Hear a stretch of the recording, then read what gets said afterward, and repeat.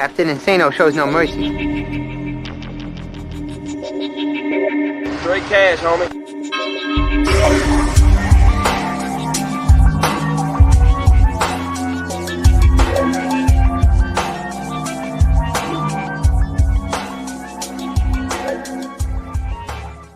Hold on to your butts. What's up, everybody? Welcome back to the Base of Monsters Game Day podcast on Sports Zone Chicago. I'm Ivan Vargas. That's Luke Nettles, and it's a good game. Good game. Halftime, it is 21-14. Well, they missed the extra point. Excuse me. 21-13, and it's close. Denver came out late in that second half, and they put up some points. Noah Fant with a big touchdown, and Drew Lock leading them down with a couple of big time passes. Yeah, they're doing well. They're both playing well. Josh Allen is being Josh Allen. He has a rushing touchdown already. He's only like 4 off from catching Cam Newton for the single season record. Dawson Knox, I'm not sure what happened there, but they got him as questionable. Devin Singletary and Zach Moss continue to underwhelm. I mean, Josh Allen's outrushed both of them combined. So Buffalo's going to have some soul searching to do. I mean, they're still winning, so as long as Josh Allen can keep throwing, I guess they'll be fine. But that running game, it leaves a lot to be desired. Well, it's right now. It's all Josh. It's Josh Allen and Stephon Diggs, and I mean that's pretty much all they need right now. Because, like you said, Josh Allen's putting up Cam Newton numbers, man. This is a Cam Newton pace, and if he can continue that, man, like I said in the beginning, MVP. He's going to win the MVP if he keeps up this pace. But you're absolutely right when it comes down to the running backs for Buffalo. They are just abysmal. It's something needs to change. They need to go ahead in this offseason and really address that, because you can't expect a guy like Josh Allen, even though he's young, you don't want him to take the beating that a Cam Newton took. No. Because he's taking beatings. And he did. He had a running game. I think Cam lacked a little bit in the receiving core, but he had a decent running game. He had D'Angelo Williams and Jonathan Stewart for a little while. I mean, there was a decent running game in Carolina, but you don't want that to be the Buffalo Bills story. You want to go ahead and find him a running game to complement him, to protect him, to rest him, and get yards while he's not totally a factor in the offense. You know what I'm saying? Yeah, for sure. Cole Beasley, he came out hot, and then he's kind of tailed off. So I feel like they need to get him a little, get back to him a little bit, because he was plugging away right there at the beginning, and he's been hot. I mean, this is his best season ever. He's over 800, I think 37 yards. First, it's a career high for him, so they need to get him going again. We'll see what happens with Dawson Knox. Hopefully he can come back. But yeah, I think Buffalo's sitting right where they need to. That Denver defense is doing everything they can. But like I said, when you're playing a guy like Josh Allen, it's hard to contain all facets of his game. Yeah, and it's probably a different game with Von Miller.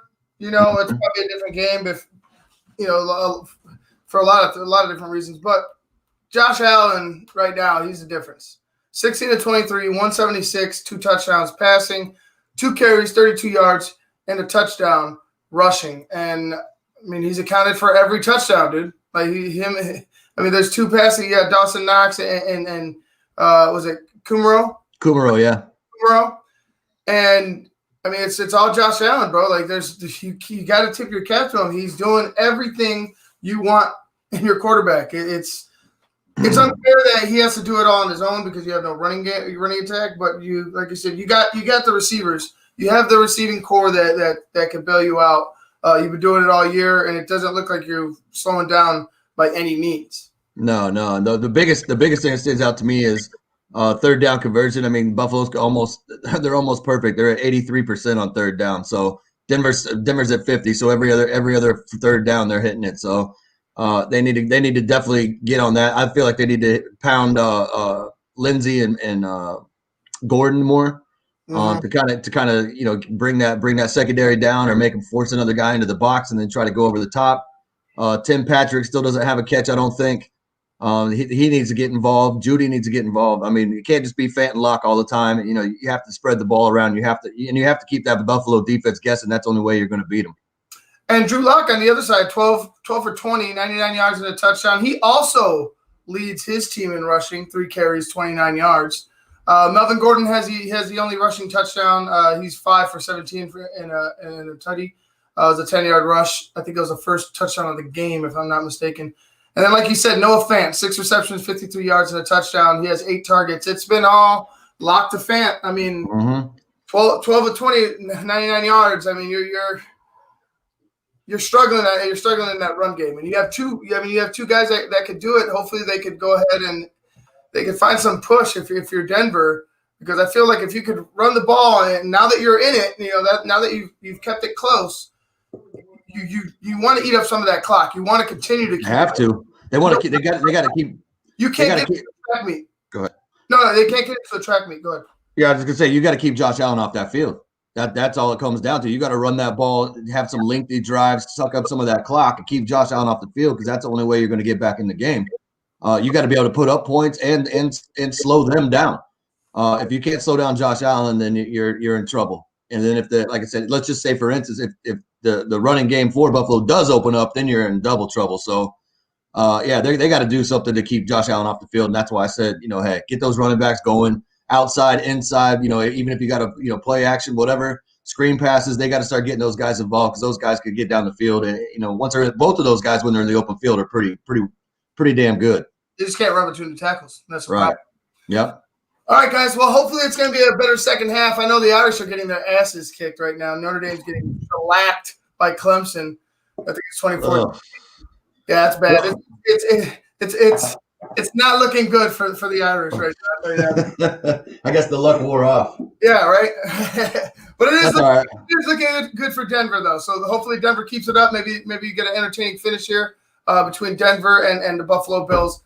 All right, guys, we're going to go ahead and get to you in the post game, and then we'll bring to you Panthers-Packers preview.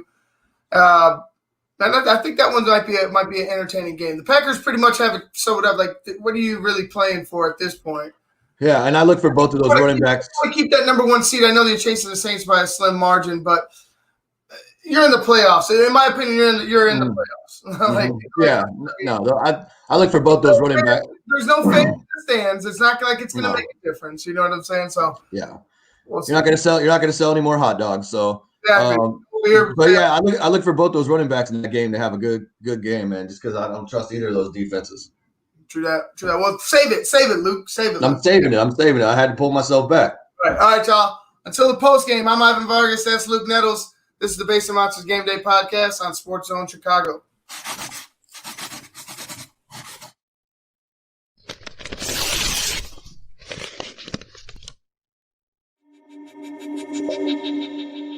Captain Insano shows no mercy. Straight cash, homie.